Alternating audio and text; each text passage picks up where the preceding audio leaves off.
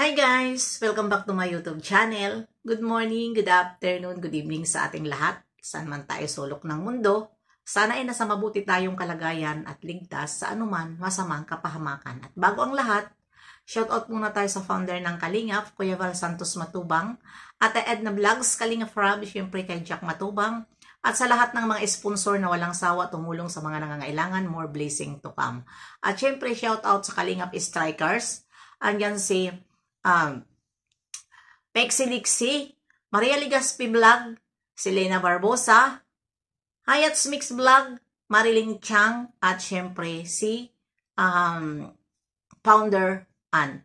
At syempre ang inyong tagapagchismis dito sa Sokmade Banat Vagsik. At ayan, shoutout din sa aking kaibigan dito sa mundo ng YouTube, Tita Thankful, Tita Lydia, Cell TVPH, Mega Love shoutout sa iyo. Irina Zoljima, Mega Love shoutout sa iyo. At syempre, si Go Aheaded. Mega Love shoutout once a year na kaibigan. Go Aheaded.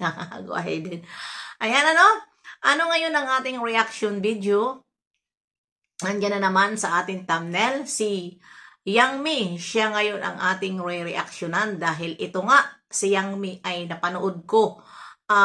Medyo galit, hindi naman siya talaga galit, has in na galit, gustong manakit. Ito po siya ay napapansin natin na ipinagtatanggol lang dito ang kanyang mga sponsor. Sabihin natin, yung tinatawag na VIP sponsor. Sabihin na natin sa kanyang sponsor yon kasi talaga naman na todo support sa kanya. Talagang todo support sa kanya itong mga sponsor. At isa pa, sino dito ang kanyang kalaban? Sino dito ang kanyang kalaban?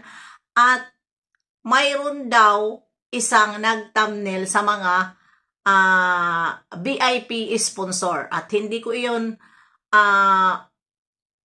alam kung sino yun. Dahil ang pinapanood ko lang naman ay ang kanyang live. Wala akong pinanood na iba kung sino ito na pinapatamaan. Pero sa anuhan na katagalan na nanonood ako, parang nabanggit dito nila si Maymay. Pero hindi ko itinabnil si Maymay dahil wala akong makukuha na reaksyon dito kay Maymay dahil hindi ako nanood sa kanyang live. Alam nyo naman, ay busy. Dito ako nanood sa kay Yang Mi, sa kanyang live. Na ayun na nga, na patungkol nga ito sa mga nabanggit niya yung mga sponsor daw na about sa mga palipad-palipad. Ayun. Diyan sa mga palipad-palipad, wala na tayong pakialam doon. Wala na tayong pakialaman. Huwag natin pakialaman dahil yun na mga palipad-palipad ay kanya yun. Kanya yung supporters. Kanya yung supporters. Kaya wala na tayo doon pakialam sa mga palipad-palipad. Kung hindi man nila suportahan si Kalingap Jomar, wala naman kawala sa kay Jomar. Dahil dito si Jomar, marami din naman ang nagpapalipad at marami din ang supporters ni Jomar. Walang mawawala dito sa kay Jomar. At ayan, kaya naman ito, mayroon din silang mga, tawag nito, mayroon din silang mga nalalaman sa kanilang mga channel every time mayroon silang upload, mayroon silang live. Ang daming mga pinagsasabi din dyan sa mga alipures ni Yang Mi. Lalong-lalo na itong Bing de la Cruz. Mahilig mag-post sa mga Facebook kung ano-ano ang kanyang ipopost. At mayroon talaga silang galit kay Jomar. Yan ang real talk.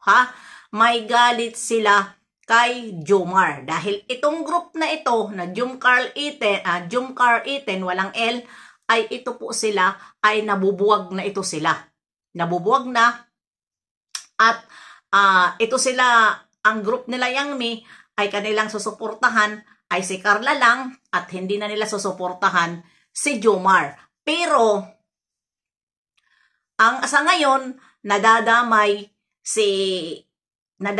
na si Carla dahil nga dyan din sa mga pinagsasabi nila na ito daw si Carla ay na-brainwash na sa kabila. Hindi ko alam kung sino ang pinapatunguhan nila na na-brainwash na daw si Carla at hindi na sila isina-shout out. Yun po ang nginingit-ngit nila na si Carla daw ay nagbago na. Hindi na kapag nagla-live, hindi na napapangalanan si Yangmi. Ito naman si Yangmi ay marami itong mga galit sa kanya na dati ay ka-group niya at lumihis na ito sa kanya. Diyan nasira si Yangmi dahil lahat ng mga sekreto nila sa loob ng GC, itong kumalas kay itong nawala kay Yangmi, ay ito ang nagpapakalat na ganun talaga ang ugali ni Yangmi. Maganda sa harap-harapan, pero pagdating doon sa loob ng GC ay tinitira na itong dalawa. Ayan ang mga totoo, dahil ako sasabihin ko, dahil yun naman ang mga screenshot doon sa loob ng GC. Nag-umpisa po itong ingay na ito ay dyan sa mga kaaway ni Yangmi na wala na sa kanyang group, dahil marami na nga ito, nagwatak-watak na nga itong group. At patungkol naman sa akin, kaya naman ako din nagsalita noon dahil yun nga, na hindi ako naintindihan na ang pinaglaban ko ay si Kalinga Prab. Kasi nga ito nga sila na mga Jomcar ay mahilig nga ito sila mag-post. Kung hindi ko sila binanatan, mamimihasa sila sa kapupos. Tingnan mo ngayon, duro-diretso ang kanilang mga post, di ba? Na hindi nila alam na nakakasakit sa tao yung mga post nila. Di ba? Pero ako, hindi ako mahilig mag-post sa aking mga Facebook page, sa aking mga FB. Wala po, malinis po. Kahit ganito lang ako, na tumitira ako dito sa aking channel, malinis po ang aking Facebook. Wala po akong ipinupost dito sa aking channel. Dito ako bumibira, pero pagdating sa aking Facebook, never ako may kaaway sa aking Facebook. Hindi ko po ipinupost dahil dito lang po, iba po ang aking Facebook at iba po ang aking YouTube channel. Yun lang yun ako. Hindi ako, kahit ang aking community, never din ako mag-post. Bihira lang. Siguro bilang nyo, at kahit nyo pa yan, tingnan mula sa dulo hanggang sa hindi po ako nagpo-post ng mga ganyan. Diba? Kapag bumanat ako dito sa channel ko, babanatan ko. Kaya ayan, patungkol dyan, balik tayo dito dahil pinagtanggol nga ni Yangmi itong kanyang mga sponsor. Dyan sa mga sponsor na yan, wag natin silang pakialaman dahil si Yangmi ang gusto nila. Kung hindi man sila mag-support sa iba, na katulad sa mga wag na natin pakialaman. Total, iba ang kanilang sinusuportahan. Ang mga sinusuportahan nila ay yung mga taong nangangailangan. Nangangailangan.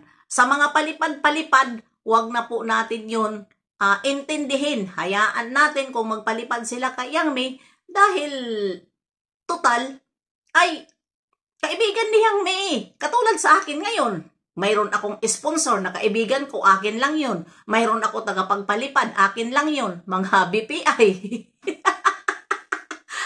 Akin lang yun. Diba? Pero sa iba, wag na tayo mainggit. Ako lang yung tao na sinasabihan nila na inggit ako kay Yangmi. Excuse me. Bakit ako maiinggit? Mayroon din naman akong kunting sponsor na tumutulong sa akin. Ba't ako maiinggit? Ganun lang yun. So, naiintindihan ko si Yangmi. Diba? Naiintindihan ko na yung sponsor niya ay sa kanya yun. Huwag natin pakialaman. 'Di ba? Huwag natin pakialaman. Mabuti nga si Yang Mi, yung sponsor na yan ay hindi naman niya siguro inaangkin at yun ay binibigay niya sa mga taong nangangailangan. Kumbaga, founder lang siya. Hindi niya sariling pera. Ngayon, sumikat siya dahil nga pinapasikat siya ng mga sponsor. 'Di ba? Pera ng mga sponsor ang kanyang ibinibigay. Ang iba naman, fraud sila kay Yang Mi dahil nga mayroon ibinibigay. Pero ang totoo, hindi pera ni Yang Mi. Mayroon man si Yang Mi na ibigay ng konti, yung mga ibinibigay na 50k, 30k, hindi yun kay Yang Mi. Sa mga sponsor yon.